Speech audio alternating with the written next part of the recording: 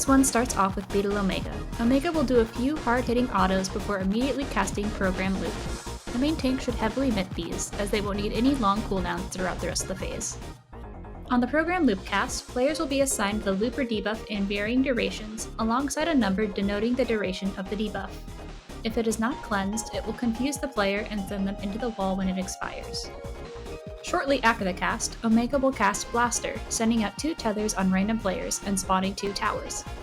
These tethers will explode in a large defamation-like AoE at the end of the cast, granting anybody in the AoE a 99% HP penalty and a stack of Twice Come Ruin. These towers spawn slightly offset from a random cardinal, and when soaked, will cleanse the Looper debuff and grant a stack of Twice Come Ruin. Reaching 2 stacks will grant a Doom debuff. Since the debuffs are completely random, and there's 2 of each mechanic per iteration, we have to use a priority system in order to make sure people don't try to soak the same tower or grab the same tether. Group 1 looks northwest and goes counterclockwise to find their next spot. Group 2 will look north and goes clockwise to find their next spot. Both groups will need 1 of each number. If your light party has 2 of the same debuff, one of them must flex into the other light party. Whoever has the higher priority to flex will be the one to swap sides. This order, from lowest to highest, is Healer, Ranged, Melee, and Tank. In this example, Tank 1 flexes into Group 2, and Melee 2 flexes into Group 1. They will act under the group's prios for the whole mechanic. There are 4 total iterations across all of Program Loop. For the first iteration, first in lines will soak their towers, and third in lines will grab tethers and keep them away from other players. These tethers should be outside of the hitbox, on a cardinal that does not have a tower. The rest of the party will stay safe from a tether AoE and tower. For the second iteration, second in lines will soak towers, and fourth in lines will grab tethers. The priority for players to grab a tether off of someone is the same as their priority for finding their tower to soak or the safe spot to take their tether to. For the third iteration, third in lines will soak towers, and first in lines will grab tethers. The third in lines will have their HP penalty debuff wearing off here, so they will need top up to survive the tower soak. For the fourth iteration, fourth in lines will soak towers, and second in lines will grab tethers. Like before, the fourth in lines will need top up to survive their towers.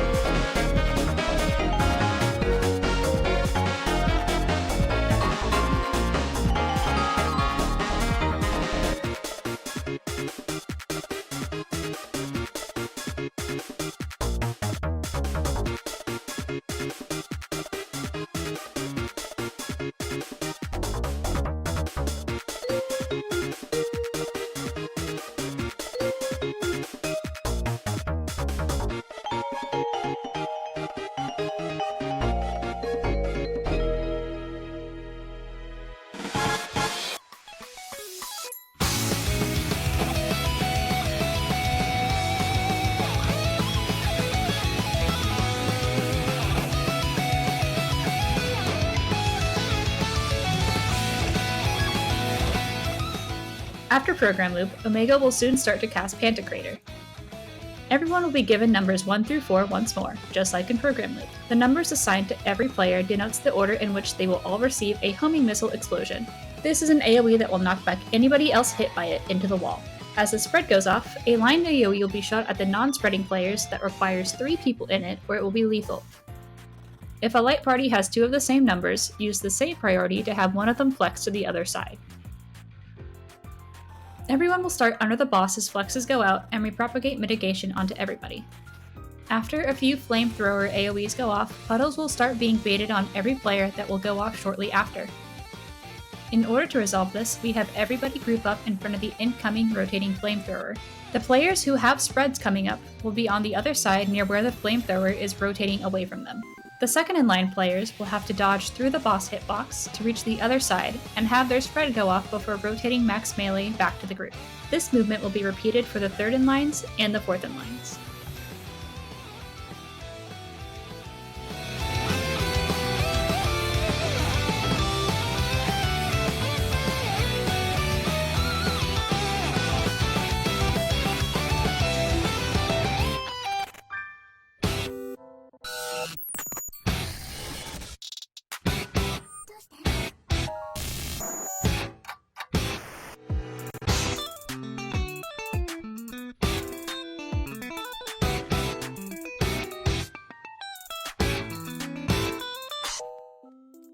After the 4th in line player explodes, the flamethrower cones will stop, and Omega will begin telegraphing a prey marker onto 3 non-tanks.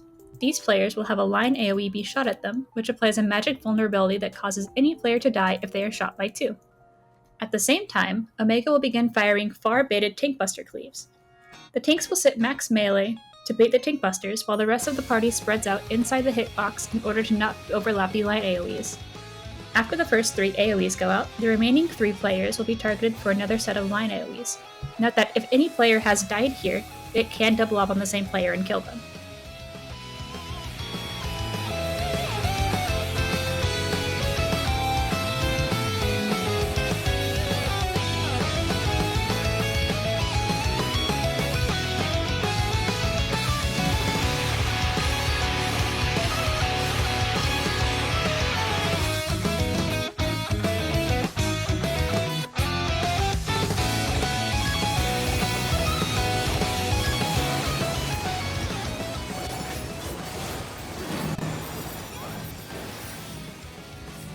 After the second set of line AoEs, the busters will finish, and Omega will begin quickly casting its Enrage. It's recommended to save your 2-minute cooldowns for phase 2, but if you are progging, feel free to send them just to see the next phase. Melee LB is free to use here if you need it.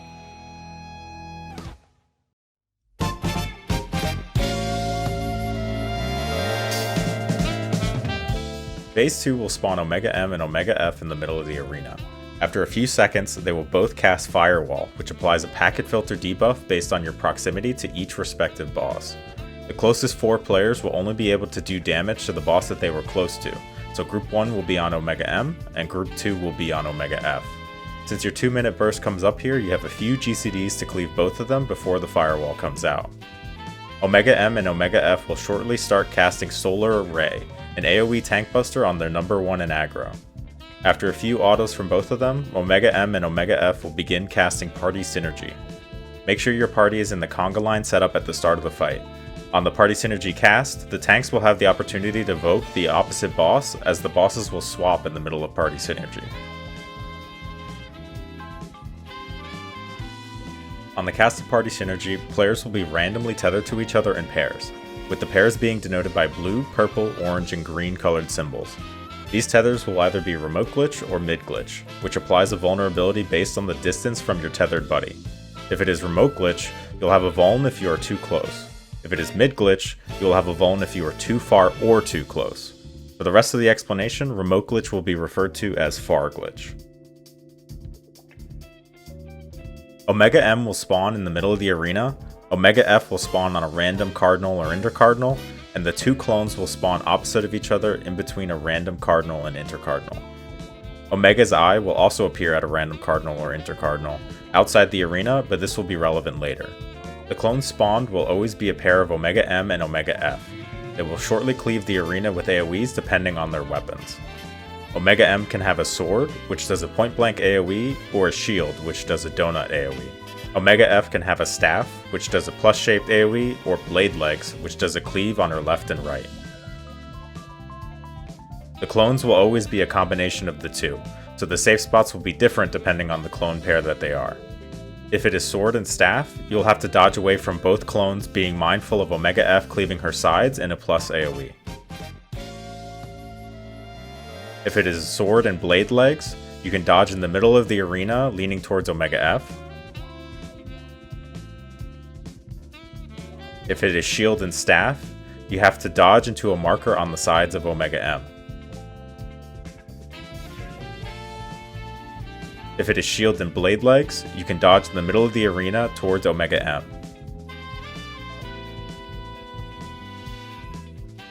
After the cleaves go off, the eye will begin casting a line AoE through the middle of the arena alongside Optimized Fire 3, a spread AoE that is lethal if 2 players overlap, or if you have a vuln from failing the tether's distance requirement. To resolve this, we all split up across the arena along the line AoE. Treating the eye as New North, from top to bottom the order is blue, purple, orange, and green. If it is mid-glitch, the party will line up using the relative intercardinal markers as a guide. If it is far glitch, the blue and green players on the right side will have to swap. The purple and orange players will go to the wall instead. As the spreads go off, 4 Omega M clones will spawn on either all cardinals or all intercardinals, depending on Omega F's initial spawn. Since Omega M and Omega F have swapped, this creates a lineup of 3 Omega M's in a row. This will be treated as another new North for the upcoming mechanic.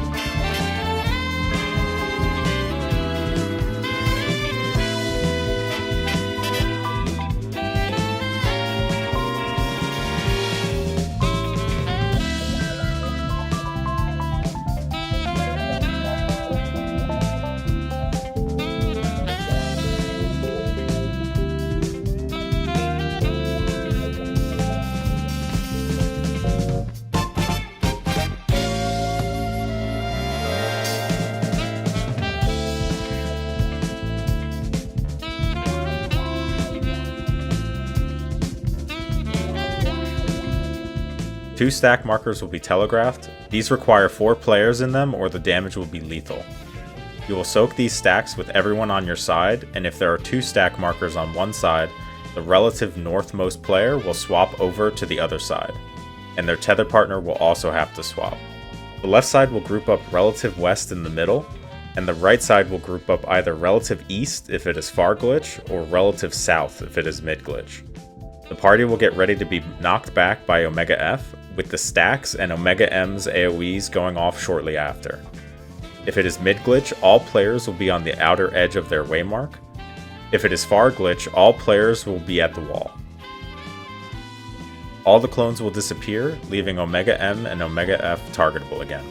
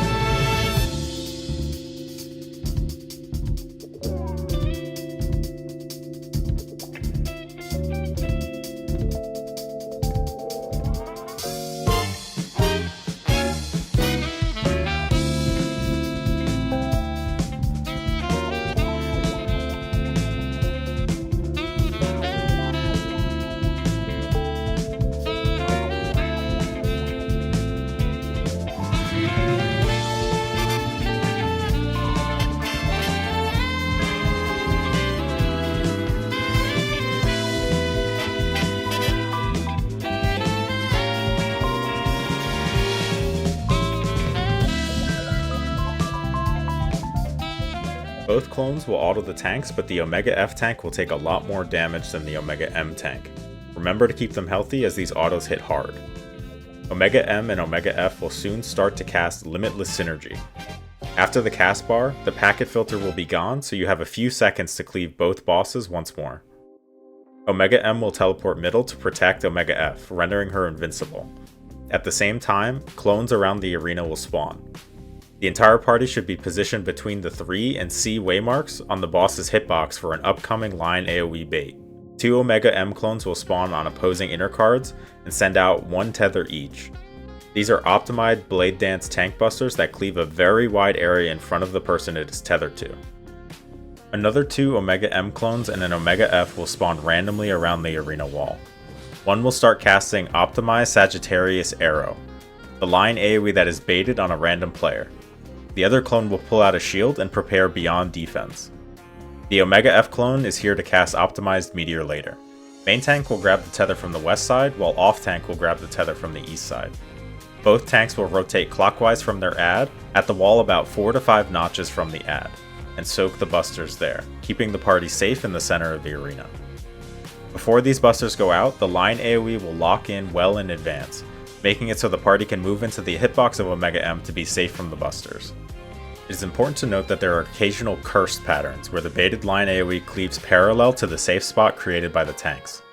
If this happens, the tanks will have to be exactly at the wall 4 notches from their ad in order to create a large enough safe spot for the party to sit right at the edge of Omega M's hitbox.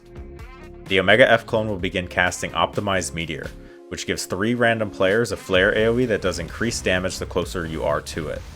At the same time, the Omega M with a shield will start preparing Beyond Defense, an AoE that is baited onto one of the closest 2 targets. Tanks will get in position to take the initial hit. This hit will apply Twice Come Ruin. Immediately after Beyond Defense, the same clone will use Pile Pitch, a stack on the party going off as the flares go off. Pile Pitch will also grant a stack of Twice Come Ruin, meaning the tank that was hit by the initial Beyond Defense AoE cannot be in the stack. This all might seem like a lot, but we are able to safely stack in the middle of the arena on top of each other with full party mitigation, meaning you can completely ignore the flare mechanic. After the flares go off, the party will have to be topped for the incoming Cosmo memory raid wide from the eye on the outside of the arena.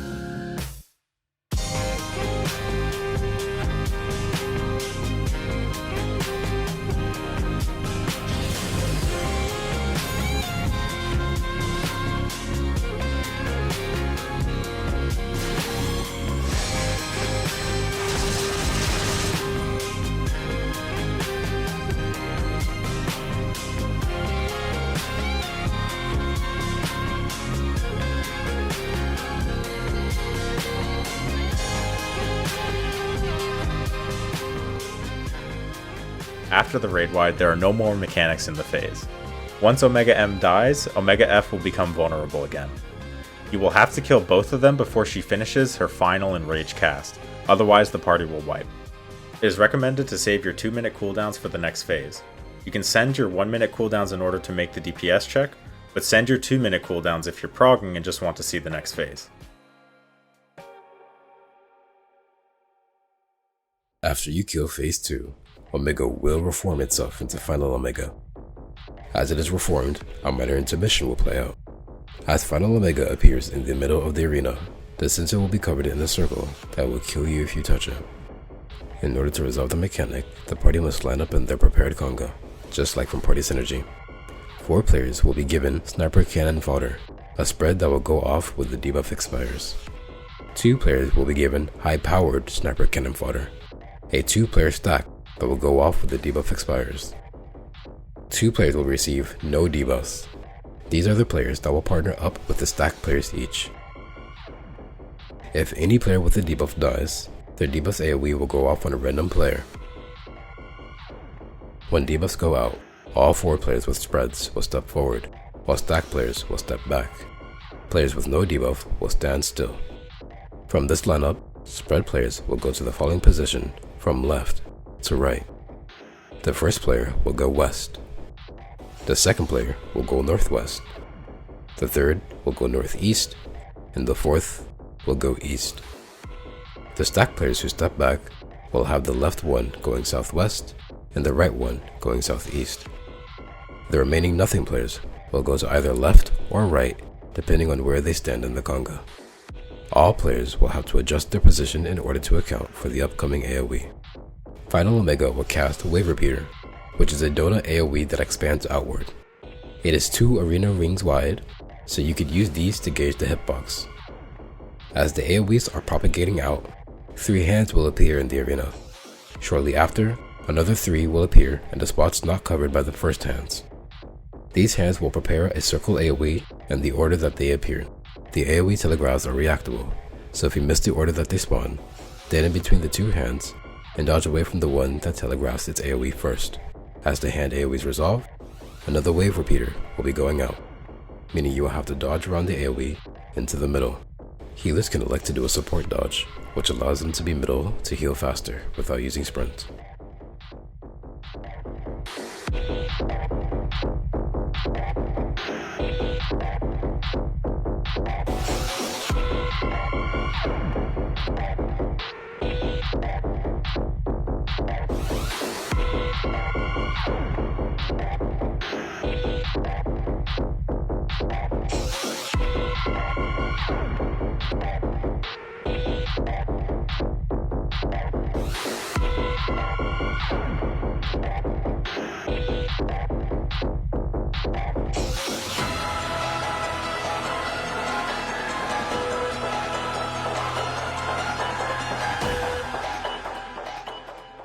Shortly after the spreads and stacks resolve, final Omega will become targetable.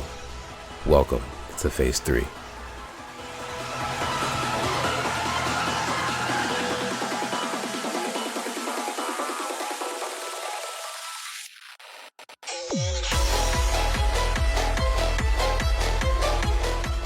All players must get to their clock spots and prepare for the upcoming cast.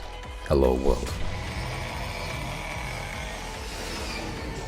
On the cast, all players will be assigned a massive assortment of debuffs, which will play out throughout the course of the fight. 2 pairs of players will immediately be assigned to local regression and remote regression tethers. Local regression takes the appearance of a Christmas colored tether, which breaks upon coming close to the person you're tethered to, causing a raid wide. Remote regression takes the appearance of a blue tether, which breaks upon being far from the person you're tethered to, causing a raid wide. The 4 players not assigned to a tether will be assigned a rot debuff alongside a random AoE debuff. The AoE debuff assigned will be the same across the 2 players who have the same rot color. Rots can either be critical underflow bug, a red rot, or critical performance bug, a blue rot. These rots will be passed to any players that you touch with it. When the rot timers expire, it will cause a small AoE to go off that kills anyone that touches it. It also applies a debugger, which makes you immune from picking up the same rot again. Critical overflow bug is a debuff that, when expires, causes a massive defamation-like AoE around the player. The debuff will pass to any player hit by the AoE. Surviving this defamation leaves you with a debugger, rendering you immune to picking up the debuff again. Critical synchronization bug is a debuff that, when expires, causes a small AoE stack that requires at least 1 other player to survive. Anyone hit with a stack will have the debuff passed to them. Surviving this stack leaves you with a debugger, rendering you immune to picking up the debuff again. This may seem like a lot, but the resolution of Hello World becomes simple, as long as you identify the proper debuffs, almost all of which can be visually seen in the pull alongside your debuff bar. Omega will auto for a bit, before casting Latent Defect, spawning 2 red towers and 2 blue towers on either all cardinals or all intercardinals. 2 towers of the same color will always be next to each other. These towers can only be soaked by a player with the same color rot. When soaked, they will apply a Cascading Defect debuff, which will cause a lethal raid wide unless the player's rot falls off before the debuff expires. These towers will also go off at the same time as the defamation and stack debuffs, meaning each player in a tower will have to have a player paired with them. The rot players with the stack will head to their tower and sit on the edge of the tower closest to the other tower of the same color. The rot players with defams will sit max melee in the tower, at the corner furthest from the other players. Players will have to make it to their tower without passing their rot to anyone. We achieve this by having defamation rots rotate around the arena outside of the boss's hitbox, while stack rots will rotate on the boss hitbox ring around the arena. It is important for all the tether players to sit in the middle of the arena until the rot players have reached their towers, as this eases traffic for the rot players to prevent any rots from being passed prematurely. Rot players will have to use body language to determine what tower they will take. A good rule of thumb, however, is to let a caster or a healer plant if you are a job with more free movement than them. The blue tether pair will head to the towers that have the stack rots. They will sit in between the towers, preparing to suck the stacks with the rot players. The Christmas tether pair will head to the towers that the defamation players are at. They will sit at the edge below the towers, ready to be hit with the defamations that the rot players have. Once Latent Defect goes off, the blue tether players will wait before moving to grab their rot from the stack players. They will snap their tethers in the process. Christmas tether players will move in a bit to grab their rot from the defamation players. Once the blue tether pop theirs, you may move in to pop your own tether. Make sure to avoid the players whose rots are about to expire, so you do not die to the AoE. Make sure to allow healers to move middle in order to top everybody off and mitigate them for the next cycle. And that's one patch of Hello World. There are 4 patches in total, with minor caveats that change per patch. Every debuff follows a cycle, meaning everyone will do each tether and each AoE at least once. The cycle will be Christmas tether, defamation, blue tether, stack AoE, starting anywhere on the cycle. For the 3rd patch, all rots will be able to move through each other freely, as they will be immune to picking up their own rots. For the 4th patch, All players can move through each other freely. However, we do not want to be picking up deformations on this patch, as they interfere with the mechanics after. As a result, we send the Christmas feathers down to the stacks, where they will immediately pop, right before latent defect and AoE damage goes out.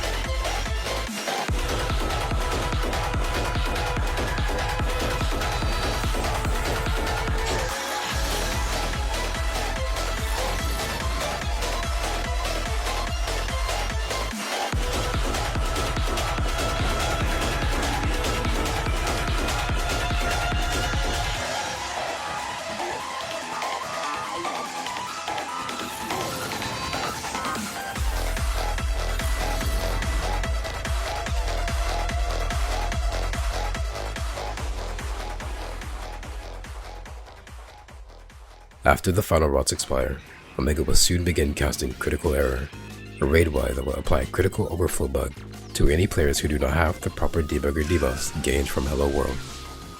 This is a failure condition, as it causes lethal damage in tandem with the upcoming mechanic.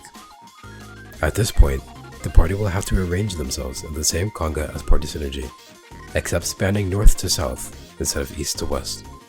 Shortly after casting Critical Error, Omega will face north and begin casting Oversampled Wave Cannon, a monitor AoE.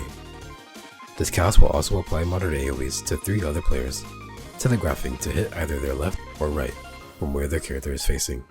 A monitor is an AoE that cleaves the side that is telegraphing, where 2 random players in the area will be picked to receive a spread AoE. If there is less than 2 players, it will be made up for by targeting a random player. We will have to resolve this by having 2 players be soaking all 4 monitors. The 3 monitor players in the conga will move towards the middle.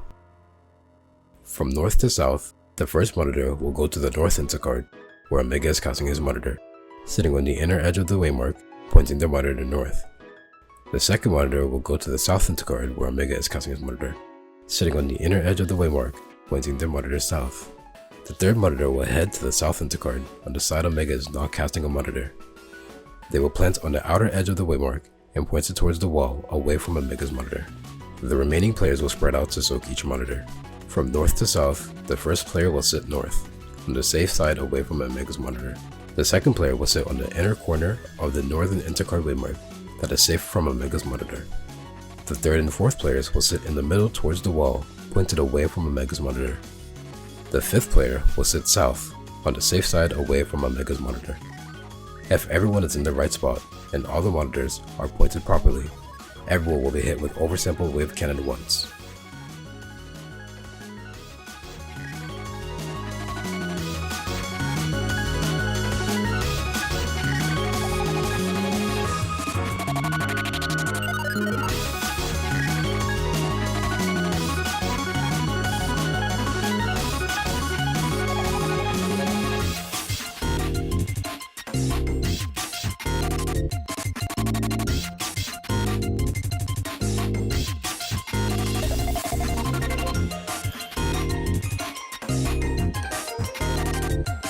After monitors, Omega will begin casting its Enrage, Ion Efflux. 2-minute cooldowns go off during monitors, but these could be saved for phase 4 if you instead send a melee LB3.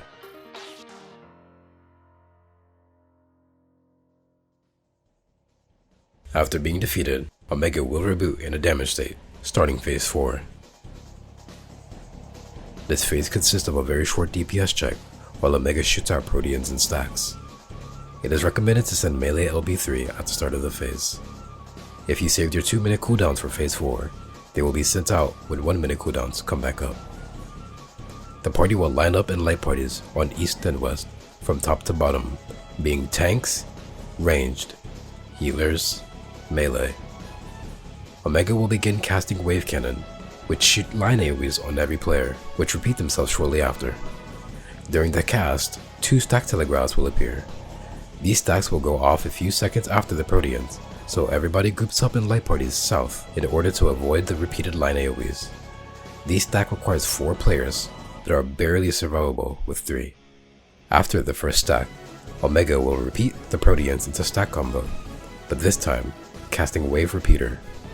The party must be outside of Omega's hitbox, right before the second Proteans go off, before dodging into the hitbox after the Proteans hit. If there are 2 stacks on one side, the southmost stack will flex to the other side, while the melee on the side with no stack will flex to the other light party. Everyone will group back south again for another stack. The third Proteans will go off, and the party will once again meet up south, but must be outside of the hitbox for these. After the stack goes off, the party will wait for the Wave Repeater AoE to go off in front of them, before moving back into the hitbox.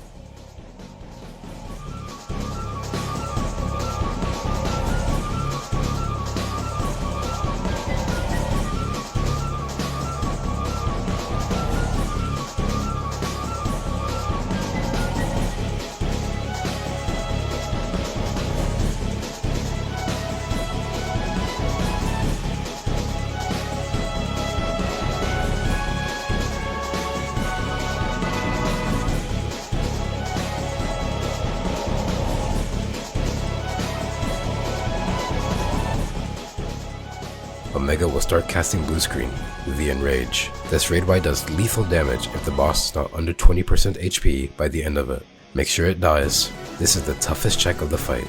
If the boss is under 20%, the raid Y is survivable with light mitigation.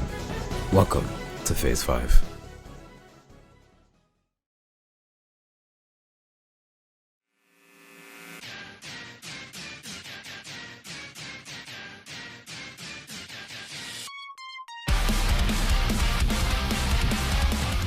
Welcome to Phase 5. Shortly after uptime starts, Omega M will cast Soul Array. This is an extremely hard-hitting tank buster that hits twice. Throughout the phase, there will be 4 total, so mitigate and invuln as necessary. For this short uptime, it is recommended to pull and face Omega M slightly north towards the A marker in order to gain an extra GCD before downtime. After the tank buster, Omega M will teleport middle and begin casting Run Dynamis Delta. This is a raid Y that hits very hard, so make sure to remember your mitigation. Shortly after the cast, all players will be given Code Smell debuffs that will activate the same tethers from Hello World once they expire. 2 pairs of players will have Christmas tethers, and 2 pairs of players will have blue tethers. 2 blue tethered players will also be assigned a Hello Near World and a Hello Distant World debuff. These will come into effect later, but it should be noted that if the player with these debuffs dies at any point before it has a chance to resolve, the raid will wipe. An eye will appear outside of the arena. Note that this will be the new north for the mechanic. Relative west, Beetle Omega will spawn, and relative east, Final Omega will spawn. Blue tether players will head towards Beetle, and Christmas players will head towards Final Omega. Players will stretch their tethers vertically and use body language to signify which pair is going to be the inner pair towards middle, and which pair will be outer from middle. Prioritize healers being the inner pairs here for easier healing during the mechanic. The outer blue pair will sit farther away from each other than the inner blue, since they will want to snap their tether immediately as it activates. Coloured fists will spawn behind every player, being either blue or yellow. Players with vision difficulty can use the patterns on the fist instead, with the yellow being eye and blue being visor. These fists will soon detonate on the floor, dealing unsurvivable raid-wide damage if it does not collide with a fist of the opposite colour beforehand. If a player's fist is the same colour as the partner player on the other pair that they are going to be stacking on, them and their partner need to swap positions to ensure their fists are matched with the opposite colour. Soon after players reach their spots, arms and rotating indicators will appear on the edges of the arena. These will be baited onto the closest person to them and shoot rotating lasers in the direction shown. Players baiting arms will have to make sure they point the laser in such a way that when it starts rotating, it rotates outside of the arena. The outer green players will bait the 2 arms towards Final Omega, the inner green players will bait the north and south arms, and the outer blue players will bait the 2 arms underneath Beetle. Ensure that no pair is further towards center than the waymarkers, as the eye north is about to cleave the middle of the arena. As this line AoE goes off, the tethers will activate, and shortly after, the fists will snapshot. The outer blue's tethers will snap immediately, and they will have to quickly move in order to pair up with their fist partner. All players must stay on top of their partner until an orange AoE appears below them. Once that orange AoE appears from the fists, baiting players will begin moving towards their arms to bait them. Make sure to stand right on the edge of the spinning indicator to bait it safely. If the outer green's arms require them to be close to each other, they must stand a few steps towards the arm to make sure they do not pop their tether. Omega M spawns in the middle, preparing beyond defense. The inner blue pair will spread towards the middle for the bait. This will snap their tether in the process. At the same time, a random blue player will be assigned a monitor, and Final Omega will begin casting his own monitor. This will target either relative north or south. As an arm baiter, be sure not to move until the AoE appears. These snapshot late, and early movement has a high chance to clip another player. One of the inner blue players will be hit by Omega M's Beyond Defense. Repeated from P2, Beyond Defense is a spread AoE that knocks other players back if hit, also applying Twice Come Ruin. Next, Omega M will be targeting one of the 2 closest players again for Pile Pitch, a stack that must be soaked. If the Beyond Defense player is hit by Pile Pitch, they will receive a doom via a second stack of Twice Come Ruin. As the Beyond Defense spread goes off, the arms will have locked in their bait. The player given the monitor will begin heading to the safe side away from Final Omega's monitor, while the player hit by Beyond Defense will move away from the middle Pile Pitch. If the player hit by Beyond Defense is the monitor player, they will move horizontally away from the stack to avoid being caught in it. The monitor player will point their monitor away from the side Final Omega's monitor is pointing. The inner green players will head towards Beetle to be hit by the monitors, while the outer green players will stay towards Final Omega to take theirs.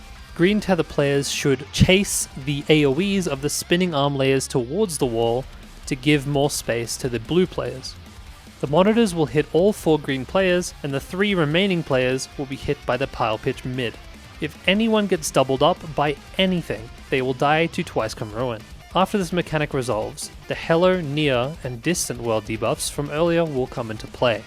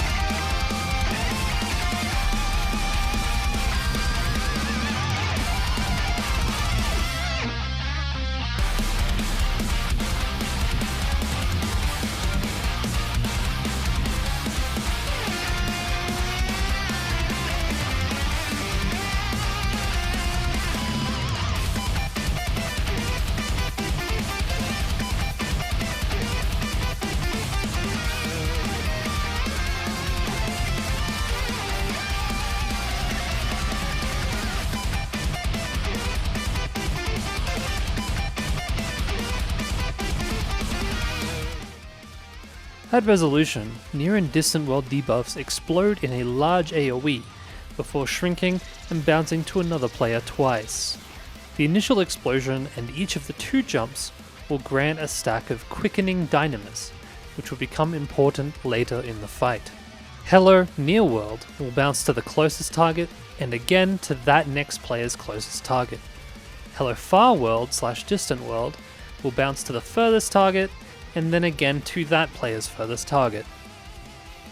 Be sure that no player is clipped by these AoEs, as more than one player hit or a death can result in a wipe. After the monitors go off, Beetle will begin casting a slightly angled half-room cleave that renders either relative north or relative south safe. We must set ourselves up to resolve the Dynamis debuffs in that safe area.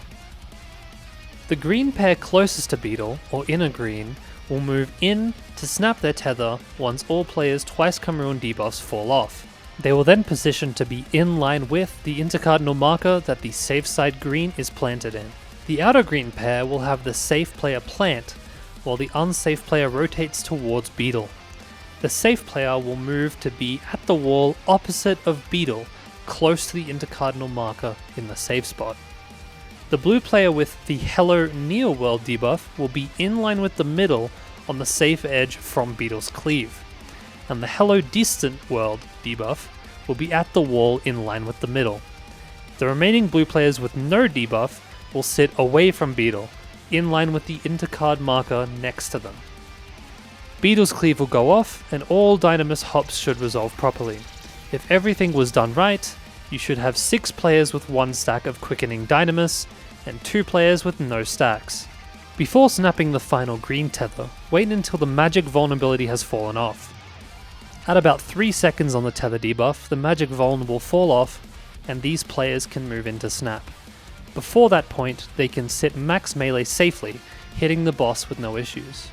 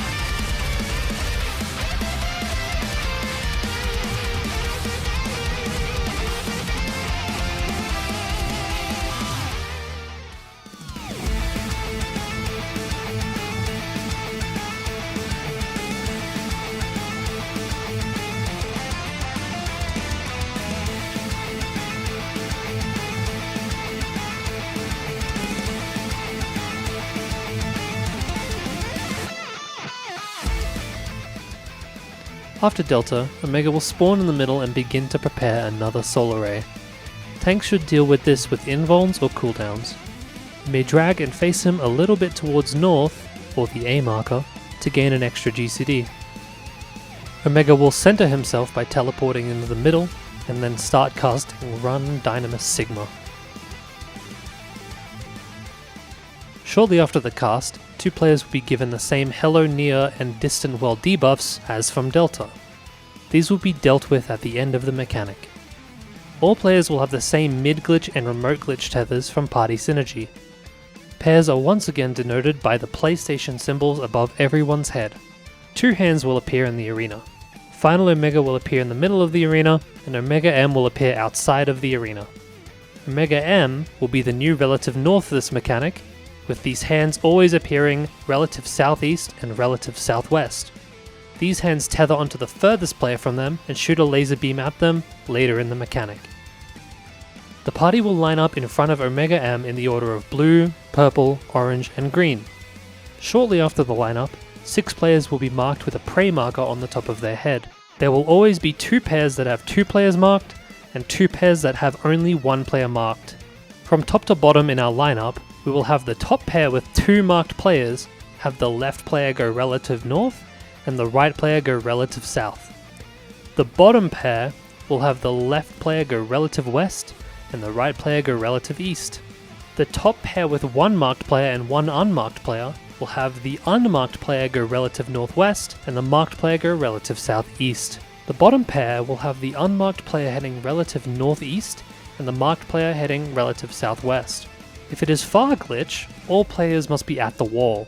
If it is mid glitch, all players must be on the ring right in front of their waymark, or 4 rings out from the middle. While waiting at our clock spots, Beetle will apply Looper to all players. This is the same debuff as in Program Loop. The unmarked players will be baiting the hand beams, while the 6 marked players take a cone AoE from Final Omega. For the upcoming mechanic, note down which waymark you took your AoE at, as it will be relevant for the upcoming positions. After all of the AoEs go off, Beetle and Final Omega will disappear and towers will spawn throughout the arena. These towers are different depending on if you have mid or far glitch, but will always be oriented either relative north or relative south from Omega M's original spot. If it is mid glitch, one tower will spawn northeast, northwest, below east, southeast, southwest. The east and west towers require 2 players in them each. To figure out which tower we soak, we base it off the waymarks we soaked our AoEs at. For mid glitch, players from 1 and 2 will grab the northwest and northeast towers respectively. The player from A will grab the west tower, the player from B will grab the southwest tower, the player from C will grab the southeast tower, and the player from D will grab the east tower. The player from 3 will grab the west tower, and the player from 4 will grab the east tower. All players will be knocked back into their towers. To resolve the mid-glitch tether vulnerabilities, all players will be directly in the middle of their tower. If it is far glitch, one tower will spawn north, west, southwest, southeast, and east. The north, southwest, and southeast towers require 2 players each. The players from 1 and 2 will soak the north tower, the player from A will grab the west, the player from B will grab the southwest, the player from C will grab the southeast, and the player from D will grab the east tower. The player from 3 will grab the southwest tower, and the player from 4 will grab the southeast tower. Note that should you choose to memorize these positions without using a cheat sheet, the only 2 players who switch positions based on if it's mid or far are 3 and 4. 1 and 2 will always be north, and then from left to right, from west to east, will always be A, B, C, D. To resolve the far glitch tether vulnerability, all players must be at the edge of their tower, as far away from their tether buddy as possible. This is done by being a bit diagonal, as if you're directly at the wall, then there is a lot of room for error if one player is a step too close to the middle. If all the towers resolve properly, all players will be cleansed of Looper, no towers will explode, and nobody will die to the vulnerability.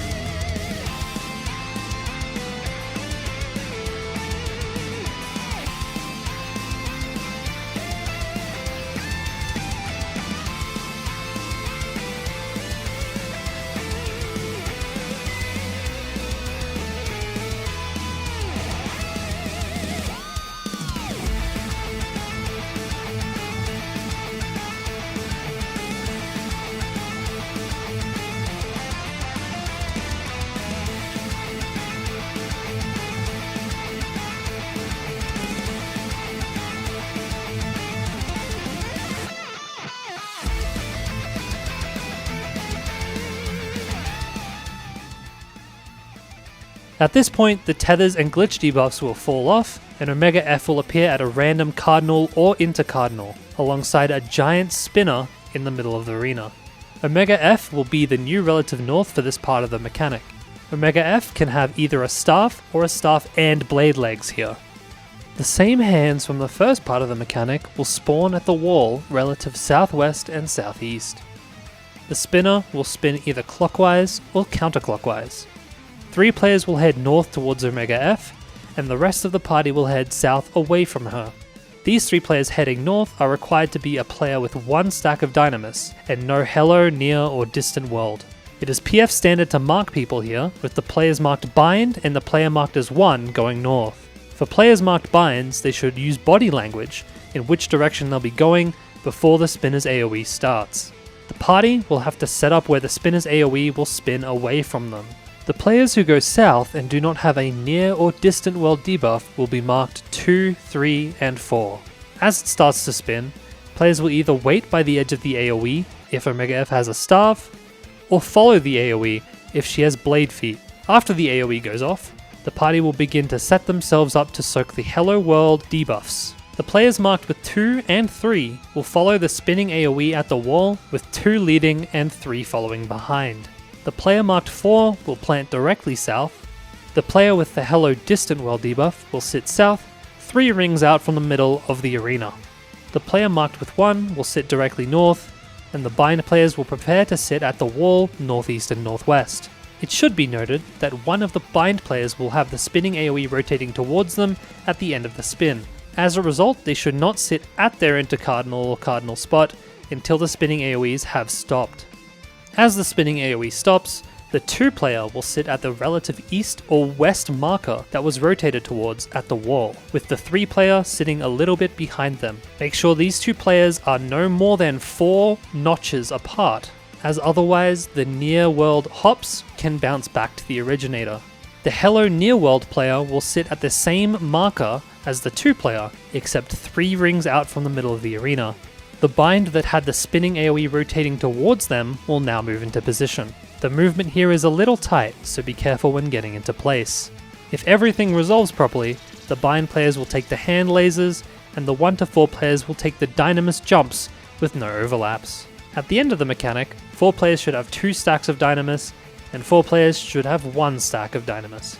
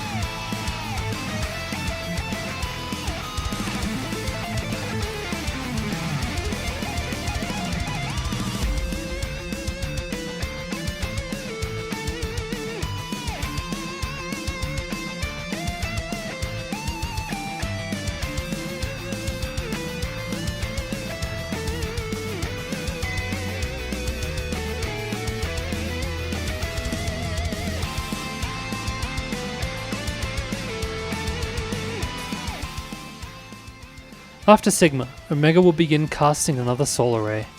Healers should watch out and make sure their tanks are well mitigated for this one. Pull Omega F slightly north towards the A marker for an extra GCD before Omega. Omega will quickly teleport middle before casting Run Dynamis Omega. After a couple seconds, 2 Hello Near World and 2 Hello Distant World debuffs will apply to random players in the party, both having a first in line and a second in line marker respectively. The following mechanic will be an uptime during 2-minute raid buffs. One of the tanks will be taking very hard hitting autos this entire time, so they will need to mitigate it properly and receive support from healers. Shortly after the cast, Final Omega will appear in the middle. Clones of Omega M and Omega F will appear in pairs opposite each other on the intercardinals. Repeated for party synergy, these clones will be Omega M with either a sword and shield, and Omega F with either a staff or blade feet. Another pair will appear shortly after in the remaining 2 intercardinals, and Final Omega in the middle will begin casting Diffuse Wave Cannon, a cone AoE that cleaves either east and west or north and south, picking one to cleave first and the other to cleave second. You will have to avoid AoEs from Omega F, Omega M, and Final Omega's ring at the same time. Every combo of Omega M and Omega F AoEs will leave 2 cardinals that are safe, dependent on Omega's AoE pattern. Since Final Omega will always be cleaving one of them, That means the cardinal that is not being cleaved will always be safe. You can discern which side Final Omega is cleaving by seeing which way the ring is facing. A good strategy to find the safe spot from the cleaves is to dodge towards the glowing orbs on the side of the ring. For Omega M with sword and Omega F with staff, the safe spot will be at the wall on the adjacent cardinals to Omega M.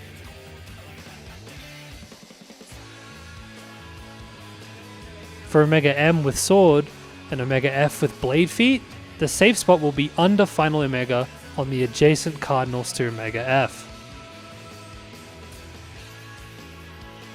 For Omega M with shield and Omega F with staff, the safe spot will be slightly in from the waymark on the adjacent cardinals to Omega M.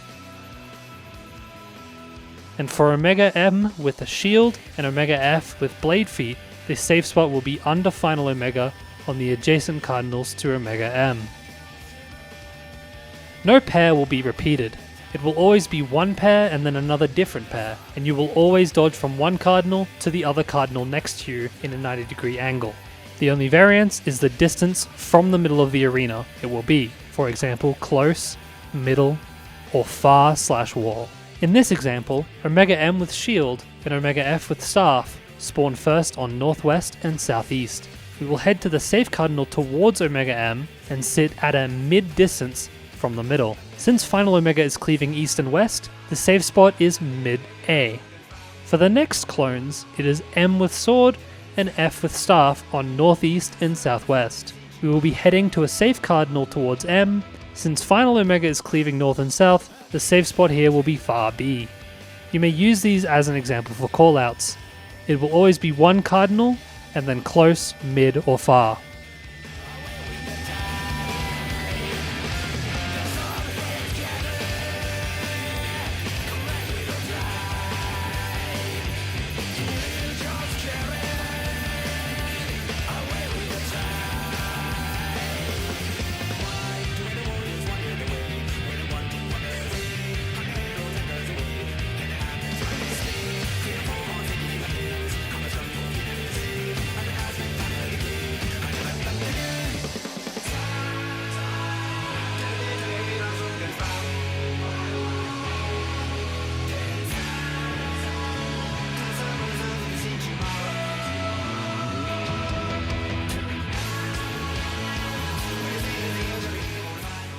After dodges, the bosses will become untargetable, and Final Omega will face north and begin casting oversampled wave cannon, preparing a monitor AoE to hit either east or west. This is a true north mechanic, so make sure to orient yourself north or towards the A marker after the last Omega dodge goes off. The aforementioned Hello Near World and Hello Distant World debuffs will come into play here, as the first in lines will have their debuff expiring shortly. The first in line Hello Distant World will position themselves to be either north or south, 3 rings out from the middle, making sure not to be in the monitor area. The first in line Hello Near World will position themselves to be on the cardinal away from where Final Omega's monitor is cleaving, 3 rings out from the middle. 2 players marked Bind 1 and Bind 2 will be the players who are soaking Final Omega's monitor. Make sure you soak it on the intercardinal markers in the AoE as to not interfere with the Dynamis hops.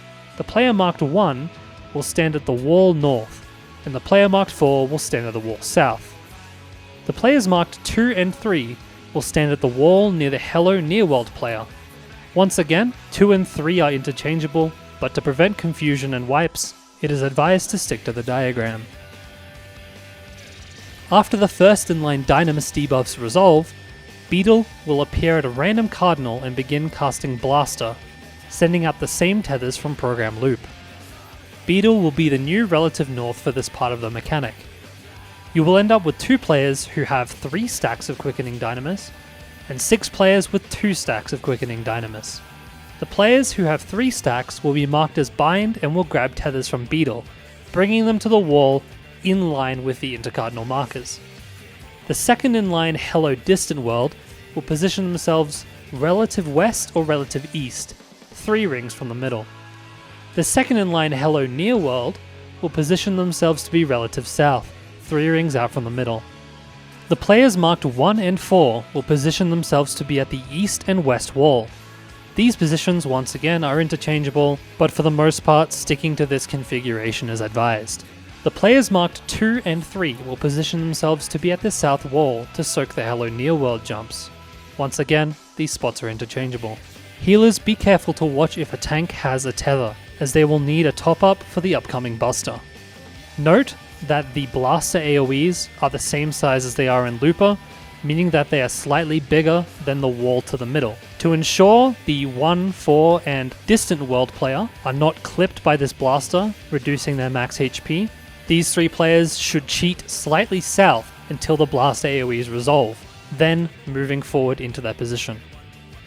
If everything resolves properly, all players should have 3 stacks of Quickening Dynamis. This means you have solved the puzzle and are ready to head into the final phase.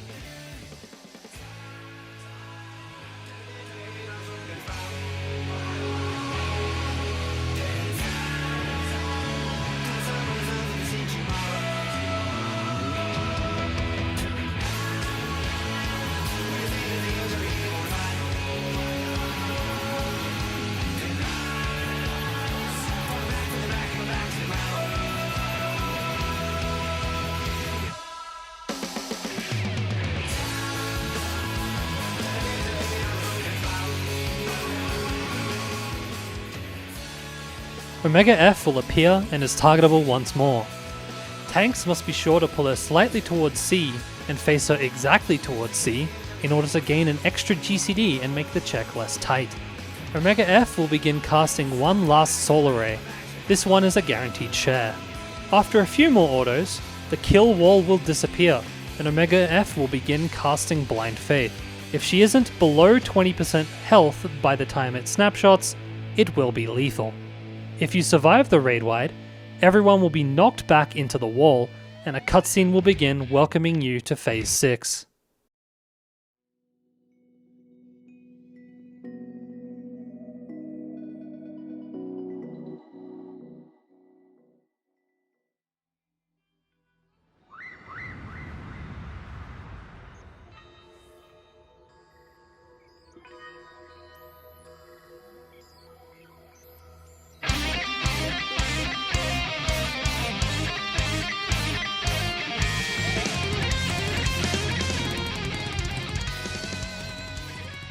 Welcome to Phase 6, the final phase of the Omega Protocol. Alpha Omega will immediately start the phase by casting Cosmo Memory. This is a tank LB3 required raid wide, so make sure to press it at the start of the cast. The Dynamis stacks you've been working toward in Phase 5 will finally come into play here. All players who survive Cosmo Memory and have 3 stacks of Quickening Dynamis will have their stacks turned into Brilliant Dynamis. This buff will retain the tank LB3 for as long as you have it, and will be lost upon death. When a player with Quickening Dynamis uses a limit break, the gauge spent to use the limit break will be refunded completely, and the debuff will turn into Spark of Dynamis, which retains the damage resistance but will not refund you another LB. Because of the way these debuffs interact with the phase, nobody can die at any point, otherwise it will most likely be a wipe. After every mechanic, Alpha Omega will do 2 autos. These target the highest in aggro and the furthest player. Main tank will keep stance on for the entire phase, and off tank will move outside of the hitbox to bait the autos after every mechanic. Alpha Omega will now start to cast Cosmo Arrow. These are known as Exasquares, and there are 2 variations. Depending on whether the AoEs start in the center or at the wall determines if it's an in or an out pattern. For both patterns, we dodge these toward inner cards. The in pattern is when the AoE starts in the center. To dodge this, we dodge in after the first pulse, wait, dodge out past the marker, wait again, and then dodge in. For the out pattern, this is where the AoE starts at the wall. To dodge this, we dodge out after the first pulse, wait, dodge in, dodge out, and then dodge in. Toward the end of Cosmo Arrow, Alpha Omega will begin casting Cosmo Dive. This is an AoE tank buster that is baited on the 2 closest targets, and a random party stack on one of the remaining 6 players. As Cosmo Arrow resolves, tanks will dodge into the boss to bait the tank busters, while the party sits on the hitbox ring to bait the party stack. Tanks should try to stay at least 90 degrees away from each other, near the second ring from the middle, in order to make sure there is no overlap. After the buster, Alpha Omega will shortly cast another 2 autos.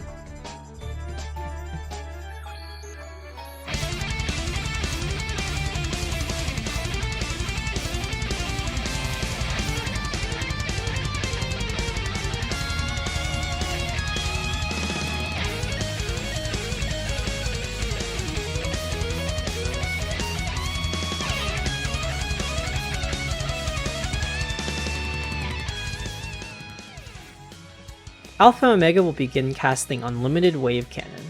Toward the end of the cast, it starts to spawn 4 Exaflare AoEs in a row, at a random cardinal or inner cardinal. These point inward and will release AoEs as they move forward. Alongside the Exaflares, Alpha Omega will drop large AoE puddles baited on all players periodically. There are 6 total. To resolve this, we will want to find the first Exaflare marker that appears on the arena wall and head to the cardinal or inner cardinal next to it that is not in the direction of the other Exaflares. The entire party will sit in the middle of the arena, and after the first puddle drops, we start moving toward it, making sure to only move to the edge of the puddles before baiting the next one. All players should be max melee by the 3rd puddle in order to avoid the Exaflares in the middle of the arena. On the 6th puddle, all players should begin looking for their clock spot. Shortly after the last puddle, Alpha Omega will begin casting Wave Cannon. This starts off with 2 volleys of 4 Proteans on random players, and then a wall charge stack on a random player. The wall charge has drastically increased damage on the 2 players in front.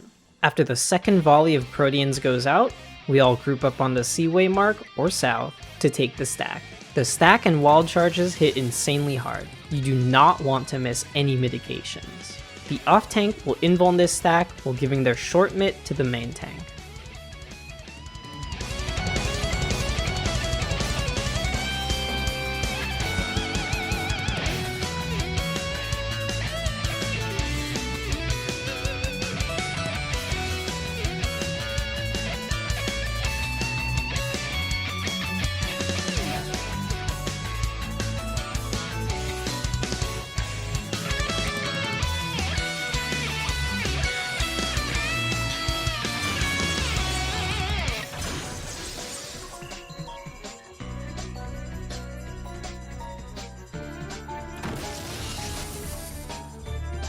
After the stack goes off, Alpha Omega will auto another 2 times.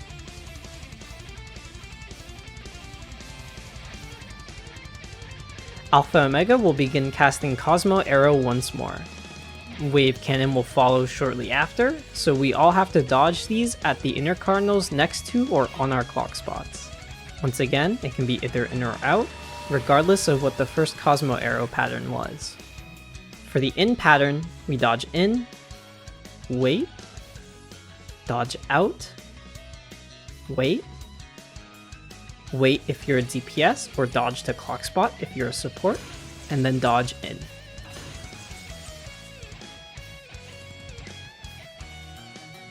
For the out pattern, we dodge out, wait, dodge in, dodge out if a DPS, or dodge to clock spot if a support, then dodge in. The first volley of Proteans should go out after supports dodge to their clock spots. After the second volley, everyone should head to C or south to soak the stack. Main tank will be invulning this stack while giving their short mitt to the off tank.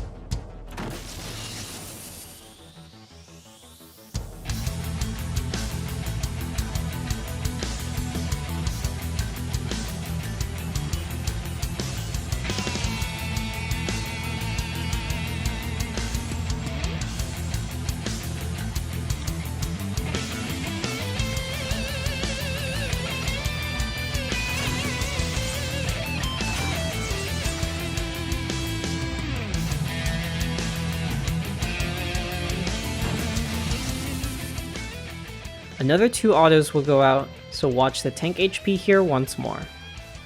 Alpha Omega will begin casting Unlimited Wave Cannon a second time. This will be the same as the first cast, except toward the last few puddles, Alpha Omega will cast Cosmo Dive again. After the 6th puddle, the party will sit on the boss hitbox past the puddle, while tanks move in to bait the busters. If the party has generated 3 full bars of Limit Break, both melees will send their LB back to back here. If you do not have a full bar, you will most likely get it from the Cosmo Dive stack, so you should wait until it's full to send it. Main tank will head left facing the boss, while off tank will head right facing the boss. Make sure not to send melee LB3 too late here, as the animation lock can interfere with the next mechanic.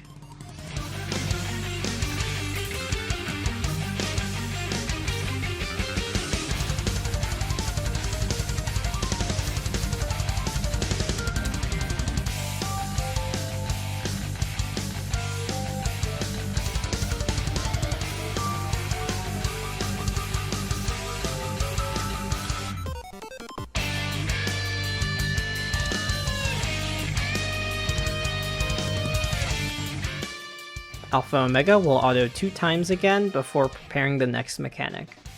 All players should begin moving to sit in the middle of the arena. Alpha Omega will begin casting Cosmo Meteor. This baits a large puddle AoE on the whole party before spawning small meteor adds all over the arena alongside 2 big meteor adds at north and south. The entire party will stack in the middle of the arena and move out to their clock spots. In order to make the mechanic resolvable, we must send the Fizz range player north, while the main tank will swap places with them. Once the caster player reaches their clock spot, they will cast Caster LB3 to destroy all the small meteor adds. At the same time, all players will be hit with spread AoEs that come in 2 volleys. One healer will move middle to heal all the players up, as another 2 volleys of meteors will hit again. As soon as the LB is refunded, the Fizz range will cast their LB, killing off the last 2 meteor adds. As this is being cast, 3 players will be targeted for proximity damage flare AoEs. The party will stack up on the Fizz range player, while the 3 flare players will spread out to the other cardinals. If the Fizz range player has the flare AoE, the party will instead stack up south, as the Fizz range cannot move due to the animation lock.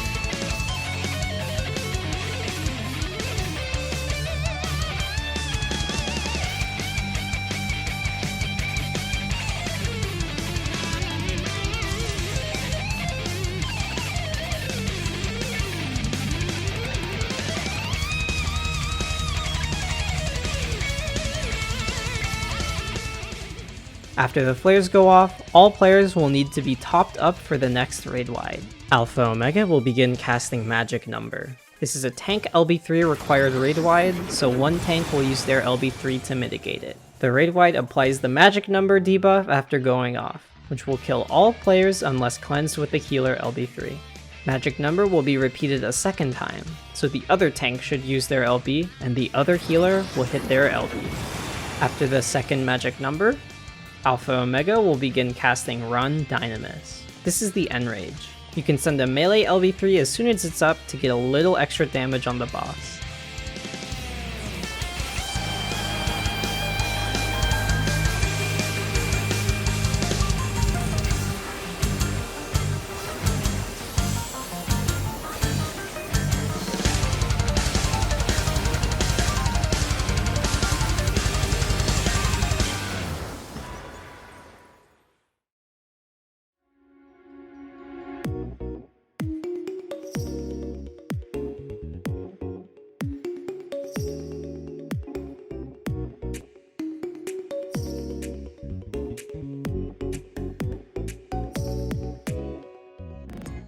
After a few flamethrower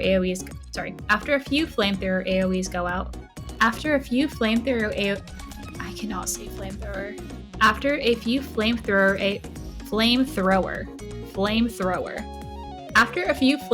AoEs go off, puddles will start being baited on oh my god. Dude, I can't do this, I'm sorry. One will start casting Optimize Sagittarius Arrow. Sagittarius? Huh? How do you say that? Creation. Sagittarius. Oh, that's right. Alright. After the flares go off, all players... After the flare goes off... After the flares go off, all players will be need to... After the flares go off, all players will be need to... Oh my fucking god, dude, I can't fucking say this line, man. I can't say this line.